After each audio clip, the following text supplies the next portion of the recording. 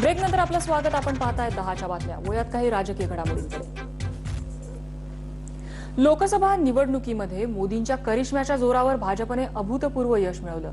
मात्र त्याच जोरावर अनेक राज्यही जिंकण्याच्या भाजपच्या स्वप्नांना बिहार पोटनिवडणुकीच्या निकालांनी धक्का दिलाय.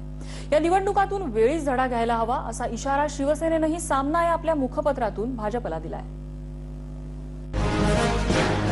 बिहारमधल्या पोटनिवडणुकांचे निकाल म्हणजे महाराष्ट्रात महायुतीसाठी सावधानतेचा इशारा आहे. मोदी लाटेचा प्रभाव तिथल्या विधानसभा निवडणुकात दिसला नाही.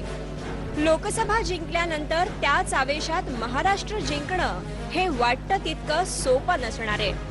शिवसेनेनं सामनामधून असाच इशारा आपल्या मित्रपक्षाला दिलाय. लोकांना महाराष्ट्रात सत्ता बदल करायचा आहे, पण नुसत्या हवेवर निवडणुका जिंकता येणार नाहीत. पंतप्रधान मोदी यांना लोकांनी भरभरून मतं दिली, ती राष्ट्राचा कारभार चोख करण्यासाठी. राज्याची हवा व गणितं वेगळी असतात, ती बिघडू नयेत यासाठी बिहार कर्नाटकातील निकालांचा अभ्यास करावाच लागेल. देखिए, ऐसा है कि मोदी जी चुनाव जीते थे या भारतीय जनता पार्टी जीती थी, वो झूठ के आधार पर जीती थी.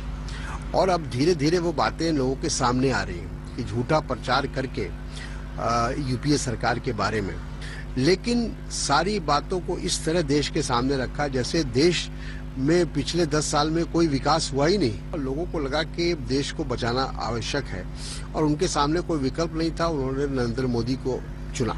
बिहारमध्ये 10 जागांसाठी पोटनिवडणुका झाल्या. त्यात लालू नितीश युतीनं 5, काँग्रेसनं 1 जागा जिंकलीये, तर भाजपला 4 जागांवरच समाधान मानावं लागलंय. मागच्या वेळेच्या तुलनेत यंदा 2 जागा भाजपला गमवाव्या लागल्यात. त्यामुळेच लोकसभेची आणि विधानसभेची गणितं वेगळी असतात हेच या निकालातून दिसतंय.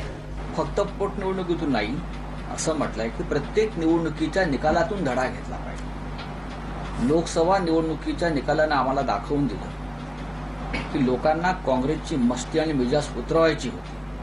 महाराष्ट्रात उद्या होणाऱ्या निवडणुकांसाठी शिवसेना भारतीय जनता पक्षाला अधिक मेहनत घ्यावी लागणार आहे. हाच इशारा कालच्या निकालानं आम्हाला दिला आहे आणि आम्ही मेहनत करू आणि महाराष्ट्रामध्ये यश खेचून आणू. लोकसभेत महायुतीला घवघवीत यश मिळालं.